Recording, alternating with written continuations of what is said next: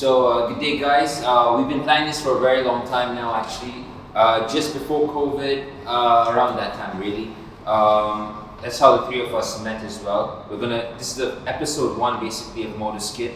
What we're gonna be talking about is who we are, how we got to meet, how we got the whole team thing started. What do we do, basically? We run a shop right now at the moment, so we're gonna get you guys involved in everything. But for now, I'm Oscar Varghese.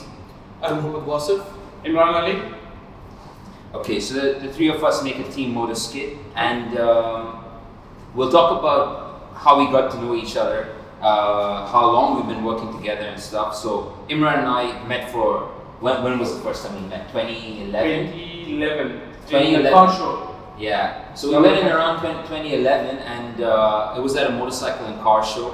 But we were just talking to each other. It was the courting stages and stuff. So that's how we basically got to meet and stuff. And then he was into bikes, I was into bikes, and then we had he's always been more into Harleys and stuff. I've been into sport bikes, so we never really got to ride together. But eventually, as time went by, I think in 2012 or 2013, we actually got to spend some time together, hanging out and stuff. And then that's when we basically said, "Hey, let's We had a common friend actually that brought us together. We had some friends that put us together and stuff, and we started chilling out and stuff. And Wasif came in the picture once we had an idea of basically what we wanted to do. Wasif came in with the whole business plan and everything, So he was just like, "Okay, listen, you guys need to do this, and then I'm gonna be on board." So we were just like, "Okay, fine." What happened to be just a very normal, fun project with just a few friends ended up becoming an actual business, of course, with the fun and stuff included. And what Imran and I started was the motorcycle training. He's been training people from 2011 on? 2011, yeah. So from 2011, at least 400, 500 students. Yeah, we have over 500 students learning so far. You're right. Yeah. So he was one of the main Harley instructors as well at that time, and I was always into motorcycles, into sport bikes. So I came from a very long line of riders as well. So for me, it was very, very simple, basically, to just help to instruct and stuff. Imran laid out the cones and showed me how it was done Harley style. So we managed to put the two together and collaborate and make it into something really interesting. So that's one of our projects. So while we started that project, basically, that's when we bumped into him. Actually, it's quite interesting when you guys are talking about how you met. I never knew about this, that you guys met at a car show. Oh yeah. I genuinely thought this guy and you both were working in dealership. That's how you met. No, it was all after that. We started we started meeting each other and all that. I'm like, Harley guy. He'd be like, that's sport guy, So we had those clashes and stuff. But when we got to meet Wasif, it was very interesting because he approached Imran and me for a Royal Enfield Continental build, which was an amazing cafe racer that we built. We put all our minds together and stuff, and came up with this insane build. We're gonna show you guys pictures of it. He just recently sold it.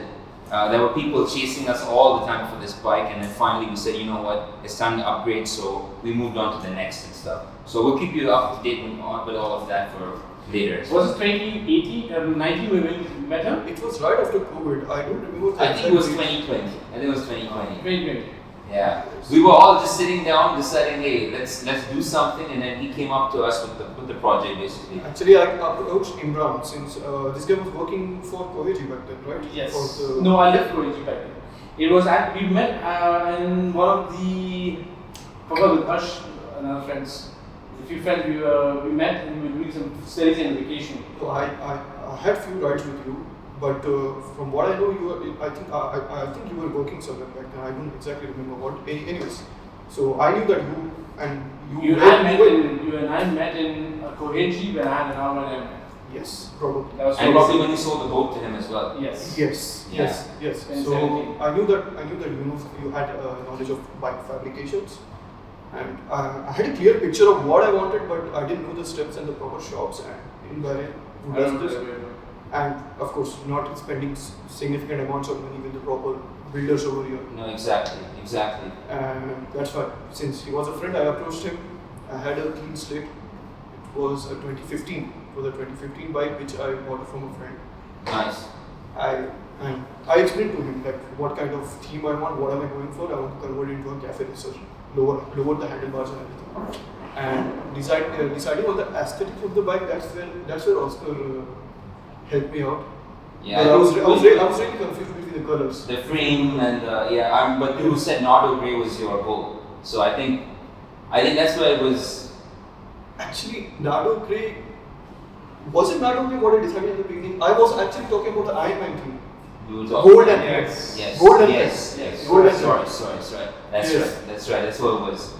And yeah. And then Oscar gave me the idea, showed me some pictures of how a red frame, just like the inspiration was from. Was it this direction or No, it was this or one. was it a Ducati? No, it was the Okay. Motoskid. Okay. Yeah. The Guzzi. Yeah. This was a candy red though, but we went with yours for a basic red. Yes. But it just popped. We're definitely going to be putting videos and pictures of that bike. For sure. And we want to talk to you guys about how. So all of us have had different experiences with motorcycles and cars. It's not just going to be a motorcycle thing. It's going to be cars. We're going to be talking about jet skis. We're going to be talking about anything and everything that has to do with adrenaline. Wasted has a company they're a carpentry shop basically, so they do a lot of like amazing work as well. So we're going to be posting stuff about that. Imran works at a Ducati dealership. He's got other brands as well. We're going to be talking about different bikes and what they have to provide. We're trying to get the whole motorcycle community together once. Once everything is set up, we'll be introducing new riders, old riders, get everybody to understand like, okay, what's their collection. If they allow us, that's the plan. We're going to be able to like lay them out over here. For the time being, these are just two of our bikes that belong to the shop. So it's just to get you guys into what we're into. Imran, tell us about your first bike and how you started riding. What made you get into motorcycles? Well, the first bike I rode on was, if I'm not mistaken, was RX-100 in Mumbai. And nice. That was a good experience. So we were talking about how the father handed over the bike. Basically, me and my father was learning at the same day, and we weren't facing each other, we were facing the opposite direction. My uncle was teaching my dad, and my other uncle was teaching me how to ride bike.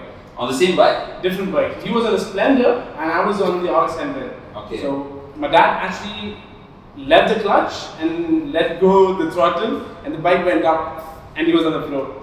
With you or without you? He's another bike, and I'm on another bike. So now I was facing this side, and I held the clutch because I remember my dad's teaching. He forgot his own thing, but I remember that. So I held that and nothing happened.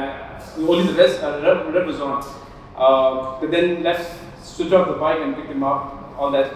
And that was the beginning of the bike. Got into, in few weeks time, I took over on Honda Unicorn, and that's it. Within 6 months, I was back in Bahrain, started with Harley Davidson. And my first bike I rode was 83 RM. Oh, really? And trust me, my instructor gave me a very next bike within 15-20 minutes was the Ultra. That's 400 in about kg, which is 1,500, 800 engine. Wow. That was a beautiful experience. Because my instructor told me like, hey man, a girl can do better than you. That actually made me nail That's the motivation. the whole obstacle. Definitely, that changed the whole riding, what I did in Mumbai compared to the actual bike riding. But looking for a job, and I got into Harley Davidson in 2011, and that's where the riding began. So that was in the middle of the year, and end of the year I started with the Harley Davidson Academy with Muntra and Mutla. So okay, that was the journey of motorcycle of me, and it took me about 3.5 years. I was there. I then got upgraded on after sales in Jeddah. Then I went to Yamaha in 2015, 16, 17, 18. I did with them. So from cruiser, I got into racing. This is his resume. So, but just letting you know what it was actually. How did I change? People start from racing and end up in Harley Davidson. That's what the mentality is. But I got from Harley Davidson to racing, and I've moved to Ducati now. So like. People go actually to old age, I think I've turned into other way around. I'm going towards young age. Benjamin Button. It's Benjamin Button right there. He's going back in time and stuff. But that was just some part of me actually. But then my first bike was XR, and the current bike is Yamaha at the moment. We're enjoying all the bikes so far. Nice. What about you? It's kind of a similar story between me and Ibrahim. Even I started off on Harleys. Really? And like you said, the first bike, it was an I-83 as well. Really? Yes. Oh wow. And it was an interesting story. I got the license first. Bought my first bike, used it for the 2011 if I'm not wrong. And within a couple of weeks, father saw me on the road. He confiscated the bike as well as the license. No. You're not riding. I never gave you permission to ride. Like, how dare you get on a bike? And then after fighting for I think a couple of years, he himself gave me my first bike, which was a Harley V-Dot. I still have it. Oh, nice. It has been modified. It has a Mansonized exhaust on it and a tune, a Harley tune. Nice. I had some good experience on that bike, and then eventually, like after riding with you guys, I moved to sports bikes and the nakeds. And I think at this stage, I'm very comfortable with naked. I You made me ride that bike in Emirates on a trip. Yeah, brilliant. Juno.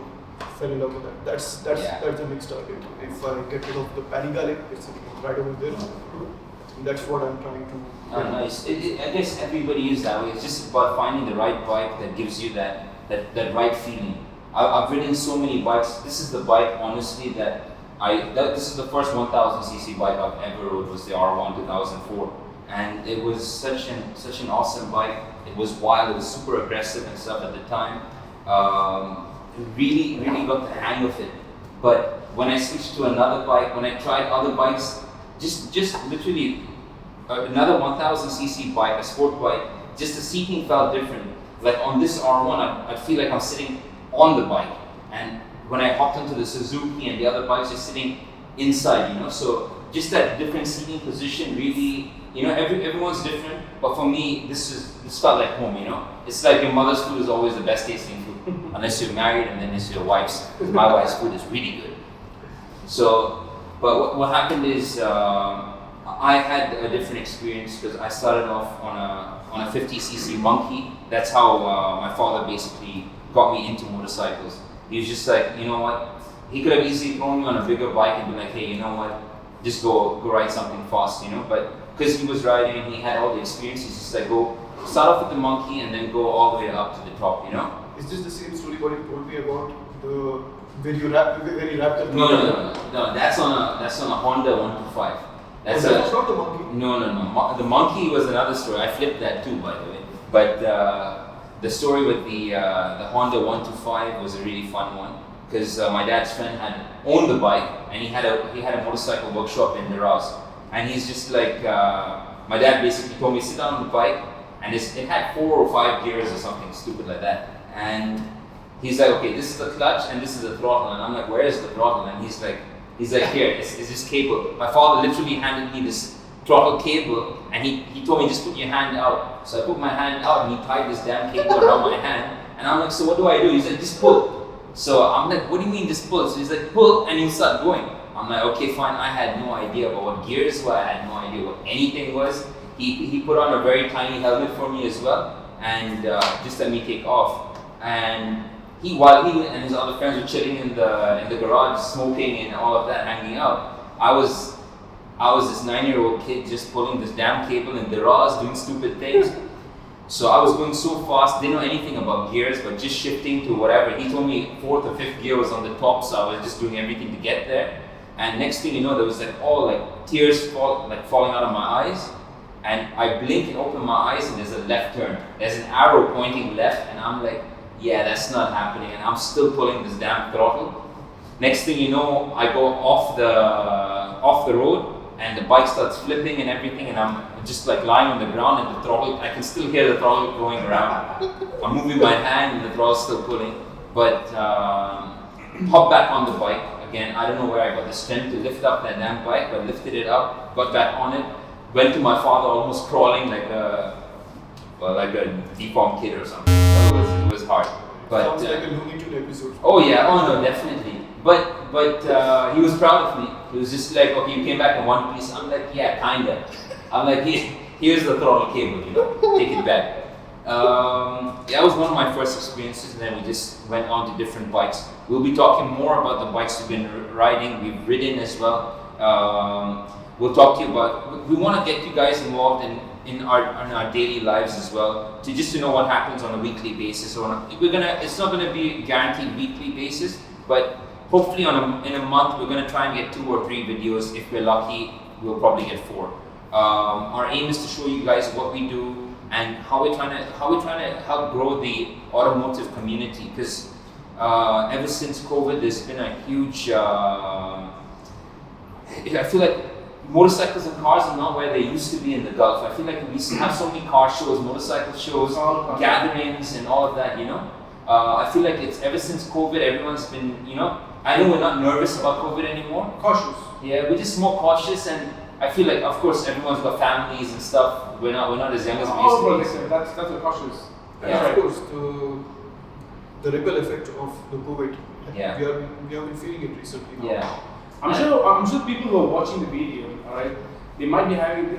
It would be great if they shared their first experience. Yeah, of course, 100%. Our experience was something else. I'm sure everyone else has something else experiencing. Yeah. Hiding the bike and riding, dropping the bike, again having a throttle cable in hand.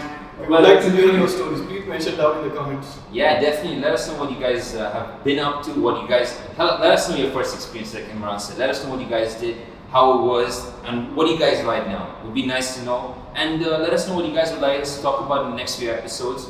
But for the time being, thank you guys. It means a lot. And we'll be having some guests soon as well. So you'll not just see these 3 same boring faces. Well, thank you very much. And we'll be seeing you in the next episode.